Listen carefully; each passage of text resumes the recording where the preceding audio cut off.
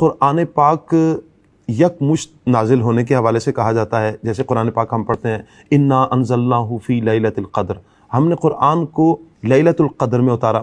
اچھا، دوسری طرف ایک یہ بھی سوال ہوتا ہے کہ 23 سال کے عرصے میں قرآن پاک نازل ہوا ہے، یہ ان دونوں باتوں میں تضاد نہیں ہے؟ بظاہر بات چیزوں میں تضاد نظر آ رہا ہوتا ہے، لیکن جب ہم اس کی تفصیل میں جاتے ہیں تو ہم دیکھتے ہیں کہ تضاد اس میں نہیں ہوتا۔ 23 سال کے عرصے میں قرآن نازل ہوتا رہا۔ قرآن کا ایک بڑا مقصد تعلیم اور تربیت ہے۔ صحیح۔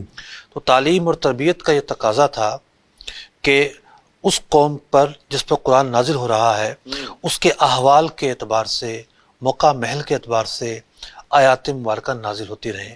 جی، لوگ آ کر سوال کرتے تھے، بعض اوقات کوئی وقوع پیش آتا تھا، کوئی مشکل پیش آتی تھی، کوئی غزوہ ہوتا تھا، کسی مکاری کا ظہور ہونے والا ہوتا تھا، اس پر پہلے ہی خبردار کر دیا جاتا تھا۔ تو ڈیفرنٹ وجوہات تھیں کہ 23 سال کے عرصے میں قرآن پاک کی آیات نازل ہوتی رہیں، لیکن لیلۃ القدر میں نازل ہوا۔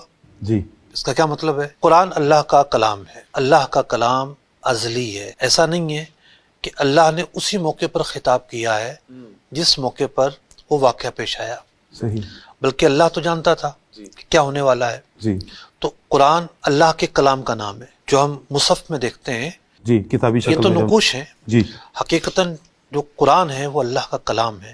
اللہ کا کلام اللہ کی صفت ہے، اللہ کی صفت قدیم ہے، ازلی ہے۔ صحیح، اب یہ جو قرآن ہے اللہ رب العزت نے سب سے پہلے لوح محفوظ پر اس کلام کو منتقل فرمایا، اور اس کے بعد آسمان دنیا پر جی، لیلۃ القدر کی رات کو اس قرآن کا نزول کیا گیا، اور پھر وہاں سے حضرت جبریل امین حسب موقع آیات لے کر نازل ہوتے رہے۔ تو قرآن پاک کے نازل ہونے کے تعلق سے صرف یہی نہیں کہ ایک بارگی میں نازل ہوا یا 23 سال میں نازل ہوا، نزول کے اعتبار سے اور بھی کئی چیزیں ہیں جن کا جاننا ہمارے لیے ضروری ہے۔